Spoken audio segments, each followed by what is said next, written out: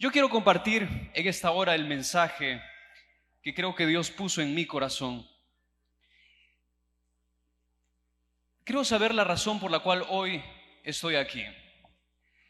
Hay algo que cada vez que pienso y lo recuerdo, me estremece y me preocupa mucho.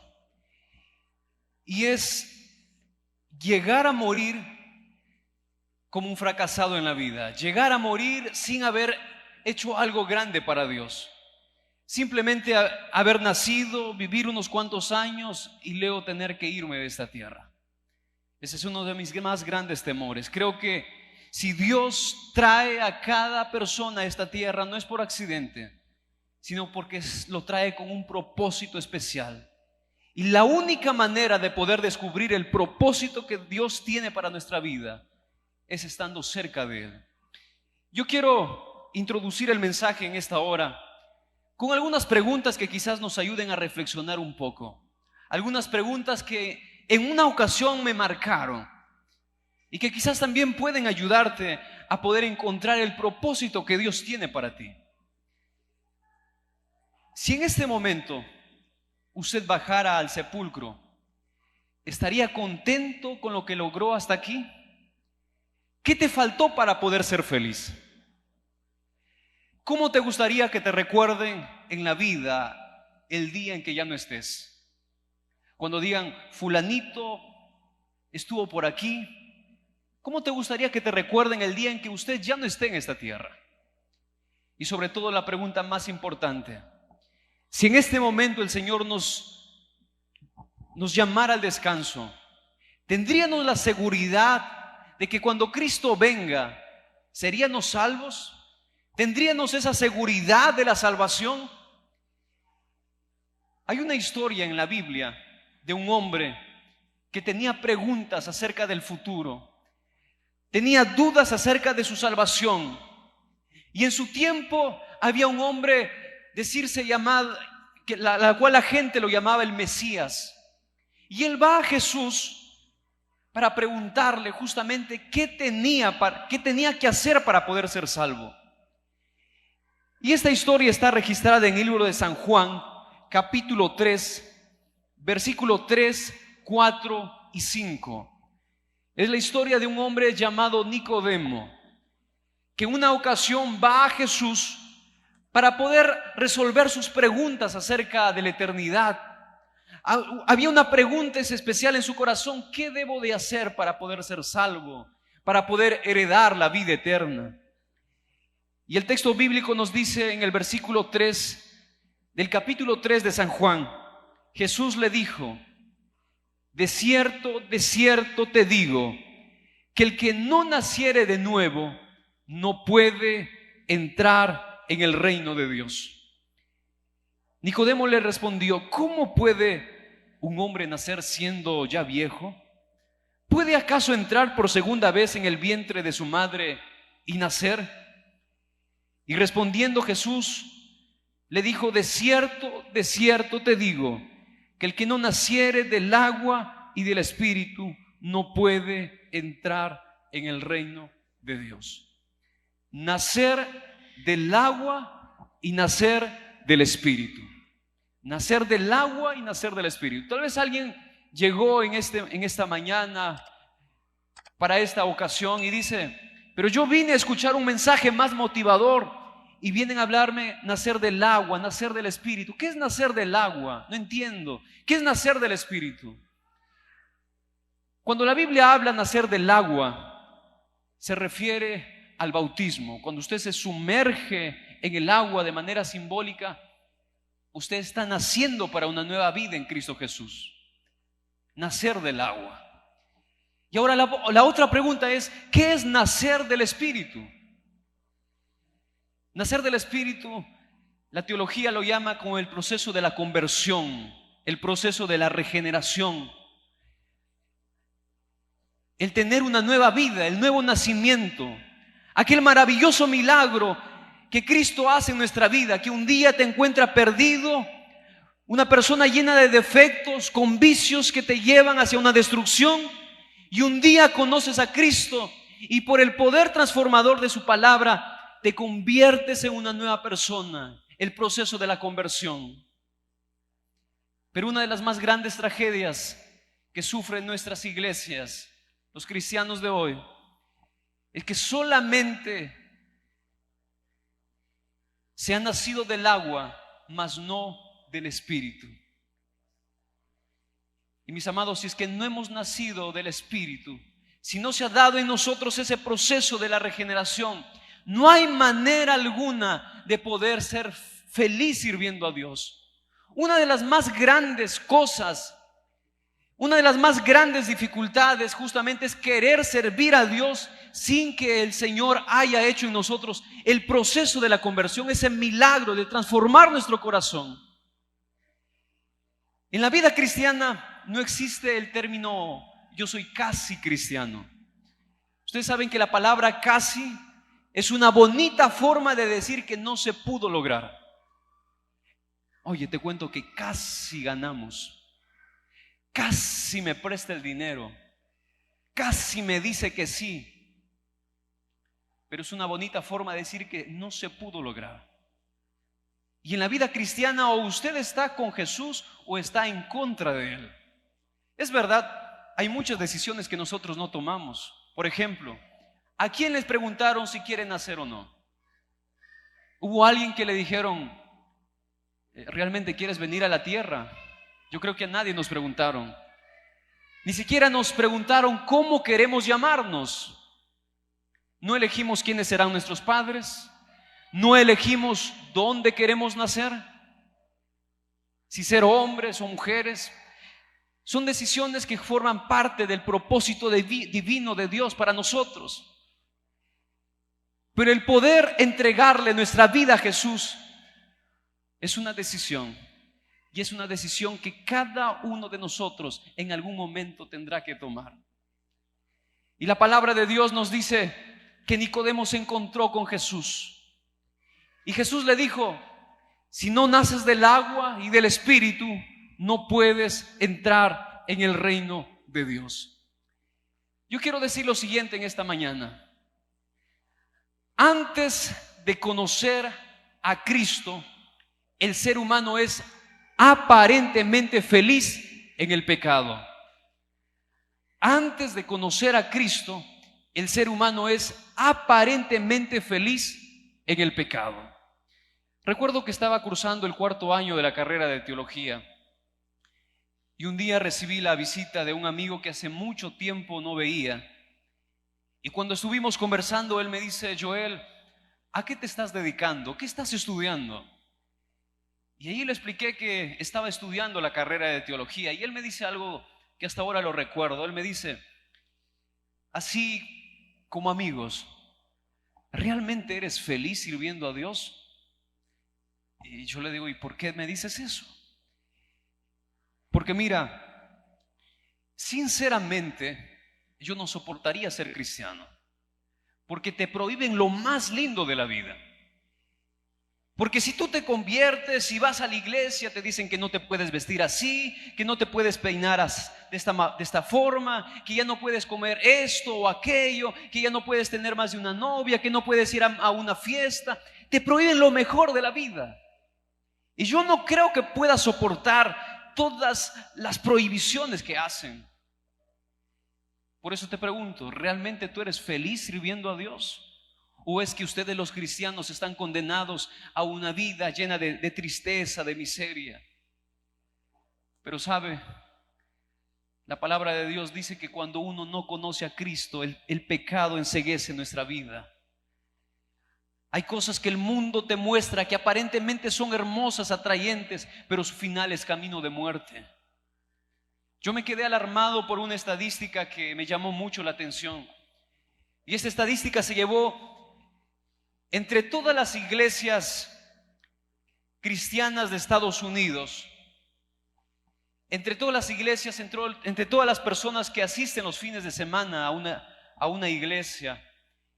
Y esa estadística arrojaba las siguientes frases alarmantes, donde decía que de cada 10 hombres que asisten a una iglesia los fines de semana, 6 de ellos están metidos en problemas de pornografía. De cada 10 mujeres que asisten los fines de semana a una iglesia, 4 de ellas tienen problemas de pornografía. Y es que sabe, nacer en la iglesia, estar en la iglesia, no garantiza que hayamos nacido de nuevo. No significa que Cristo haya cambiado nuestro corazón. El hecho de estar en un garaje no nos convierte en un auto. El hecho de estar en la iglesia no nos convierte en un verdadero cristiano.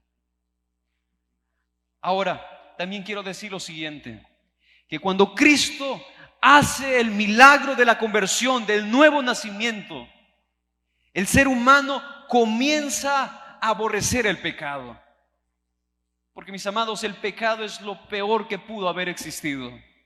Por el pecado existe el sufrimiento. Por el pecado existe la muerte. Por el pecado se destruyen los hogares. Por el pecado, Adán y Eva perdieron aquel maravilloso paraíso. Por el pecado, nuestro Señor Jesús tuvo que dejar su trono de gracia para poder venir a esta tierra y poder salvarnos. Más que maravillosa salvación que Jesús hizo y ganó para nosotros. Cuando estaba en Piura, una de las ciudades más calurosas de Perú, la ciudad del eterno calor, escuché uno de los testimonios que me dejó pensando y me impactó bastante. Y era un joven de iglesia, líder, y él nació en una familia cristiana. Cuando tuvo un promedio de 8 años, 10 años, participaba en todas las actividades, llegó a ser director de jóvenes, pero cuando tuvo un promedio de 14, 15 años, comenzó a aburrirse en la iglesia. Hasta que un día, ya no soportando más, él regresa para su cuarto y llorando, se arrodilla ante Dios y mira al cielo y le dice: Señor, Dios, yo te odio, te soy sincero, yo te odio. Pero realmente, Señor, si tú existes, si tú eres aquel Dios que cambia a personas, que cambia nuestros corazones, entonces, Señor, por favor, cámbiame. Señor, usted conoce mi corazón. Usted sabe que me siento tan atraído por el mundo que ya no puedo controlar, mis sentimientos, mis impulsos. Por eso, por favor, Señor, haz algo. Si realmente tú existes, entonces, Señor, por favor, cámbiame. Porque si usted no hace algo, Señor, yo me voy a apartar de ti y ya no va a ser mi culpa. Entonces, por favor, Señor, ayúdame. Necesito entender que realmente tú eres real, que no sirva un Dios de teorías, sino que sirva un Dios que todo lo puede, que está presente en cada detalle. Y él me dice: yo no sé en qué momento Dios hizo aquel milagro de la conversión, pero una cosa sé, que Cristo cambió mi vida. Y hoy lo que más quiero hacer es seguir sirviéndole. En sus vacaciones él realiza servicio de taxi. Y cada persona que ingresa a su carro no sale de ahí sin haber conocido que existe un Cristo poderoso que transforma y cambia vidas. Y ese es lo maravilloso de nuestro Dios. Que un día te encuentra perdido. Que un día te encuentra con tu vida destruida, con una vida que ya no da para más, con una vida sin futuro. Quién sabe, en esta hora usted ha venido a este lugar y está buscando respuestas y dice: Señor, ¿qué quieres que haga con mi vida? ¿Qué tengo que hacer? Yo nací en una familia cristiana. Crecí, me dieron algunas responsabilidades, también fui líder de jóvenes. Pero también cuando llegué a la etapa de la juventud, comencé a aburrirme en la iglesia. Y lo único que me llamaba la atención de la iglesia eran las puertas. No porque sean hermosas, sino porque me daba ganas de salir corriendo. Cuando los pastores predicaban, yo veía la hora y decía: ay, tanto se demoran. Si esto ya lo sé, ¿para qué lo repiten? Y dentro de mis planes estaba poder apartarme de Dios. Tan solo estaba esperando terminar la secundaria, ir a una ciudad lejos de mis padres, estudiar una carrera, y decía, allí realmente voy a ser feliz. Me voy a apartar de Dios, voy a hacer con mi vida lo que quiero y voy a realmente ser feliz. Pero sabe, llegué al 5.º año de secundaria, pocos meses para poder terminar en este caso la secundaria, el año de estudio. Y un día papá se acerca y me dice, Joel, necesito que por favor me acompañes a hacer una cobranza de dinero. Estoy cansado, así que necesito que por favor me ayudes a manejar. Fuimos a aquel lugar, cobramos el dinero, pero en aquel tiempo papá estaba lejos de Dios. Tuvo algunas conversaciones con los ingenieros y después de eso le invitaron a poder tomar algunas bebidas alcohólicas. 6 horas estuvo tomando. Y luego de eso le digo, papá, ya has tomado mucho, tenemos que regresar a casa, estamos de noche. Lo saqué cargando, ayudándole, porque no podía ni siquiera pararse. Y de repente cuando estábamos regresando, él me dice, para. Yo le digo, ¿qué pasa? ¿Qué sucede? Y me dice, ¿ves ese rey? ¿Ves esa torre? Y yo le digo, ¿cuál rey? ¿Cuál torre? No había nada, estaba imaginando. Y yo decía, Señor, por favor, hazlo dormir. Entonces, gracias a Dios se durmió. Fuimos avanzando, estábamos a 8 horas de distancia de casa. Y pasado 4 horas se despierta. Y me dice, yo lo vi que estaba más sano. Y él me dice, hijo, te veo que estás cansado, has manejado por bastante tiempo. Por favor, permíteme poder ayudarte a manejar. Y creo que cometí uno de los más grandes errores de la vida, darle el carro pensando que ya estaba sano. Hicimos el cambio, él se va a la volante y apenas le doy el carro, él se sale de la carretera. Y no había nada que detuviese el carro, no había barandas, no había árboles, era una muerte segura. Pero milagrosamente el carro se detuvo y que se apagó y quedó balanceando entre que se iba al abismo y se quedaba. Quedó una especie de balance entre que se iba al abismo y permanecía allí. En mi desesperación por salvarme, me salté por la ventana del carro, pero como todo era de noche y estaba oscuro, cuando yo salto me doy con la sorpresa que estaba cayendo en un precipicio. Y si no fuese por algunas ramas de las cuales me sostuve, quizás ya no fuera predicando en esta hora. Y estaba colgado y el carro a punto de venirse en mi encima. Y en ese momento yo recuerdo que le dije a Dios, por favor, dame una nueva oportunidad de vida. Señor, permíteme aún seguir viviendo. Quizás hasta aquí he estado jugando a la iglesia. Quizás hasta aquí te he servido simplemente por compromiso. Y de repente escuché un sonido, el arbusto del cual estaba cogiéndome, estaba desprendiéndose de la tierra. Y mi única forma de poder salir era sostenerme del carro, pero eso significaba que podía venirse en mi encima y moría. Así que no tuve alternativa, me tomé del carro, subí, gracias a Dios no se me vino encima, llegué a la carretera y pude sobrevivir a aquel accidente. Pero en ese momento yo me di cuenta de algo muy importante en la vida. En ese momento vino a mi mente el texto que dice, ¿de qué le serviría al hombre ganar todo el mundo si llegase a perder su vida? En ese momento entendí que si llego a ser el hombre más rico del mundo, igual voy a morir. Que si llego a ser la persona más importante del mundo, igual voy a morir. Que si llego a casarme con la mujer más bonita del mundo, igual voy a morir. Y en ese momento entendí que realmente el único capaz de darle significado a nuestra vida es el Señor Jesús. Por eso a veces me pregunto, ¿por qué las personas tanto lo piensan en entregarle su vida a Jesús? ¿Qué de malo tiene Dios que nuestro corazón se resiste tanto en poder entregarnos hacia Él? A veces digo, Señor, ¿qué ves en nosotros que nos tienes tanta paciencia?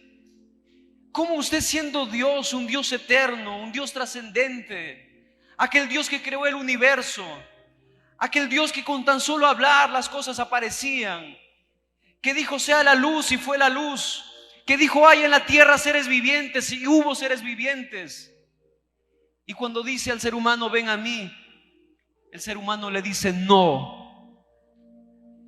Y a veces digo, Señor, ¿qué has visto en nosotros que nos amas tanto?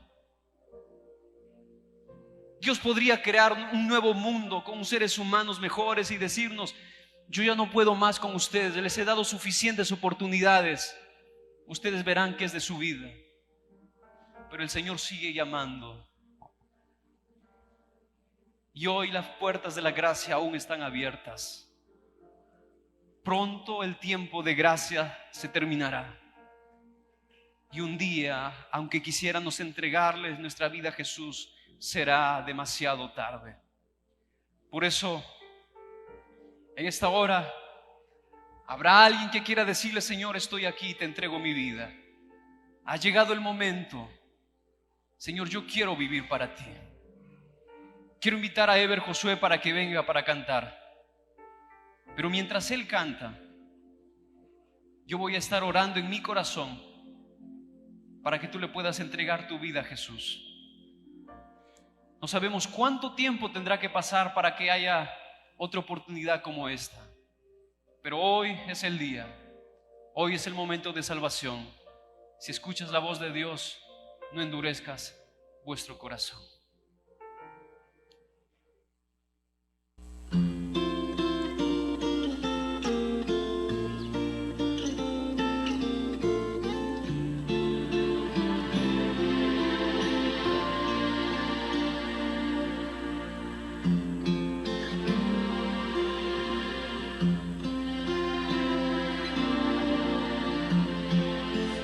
Nadie me ve en la intimidad donde no puedo hablar, mas la verdad donde no hay apariencias,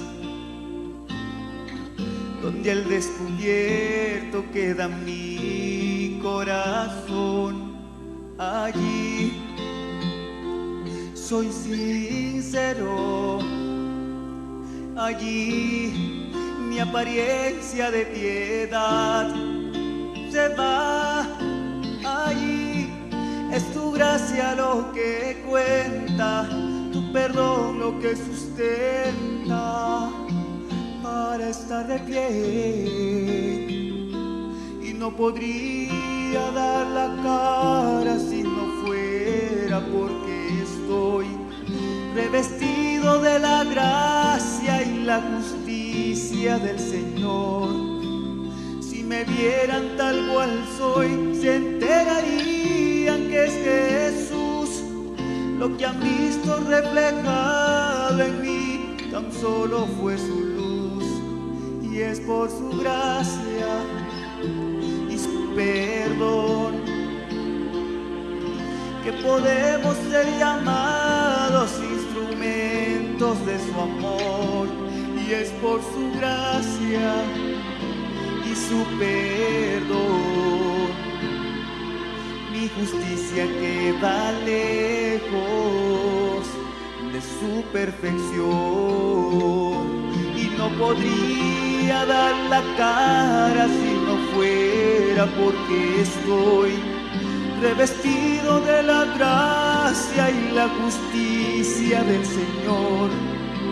Si me vieran tal cual soy, se enterarían que es Jesús lo que han visto reflejado en mí. Tan solo fue su luz, y es por su gracia y su perdón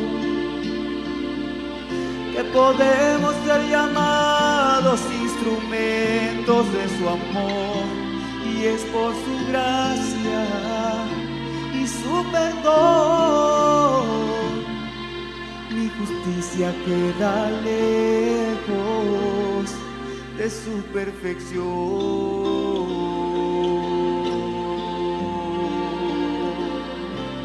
de su perfección.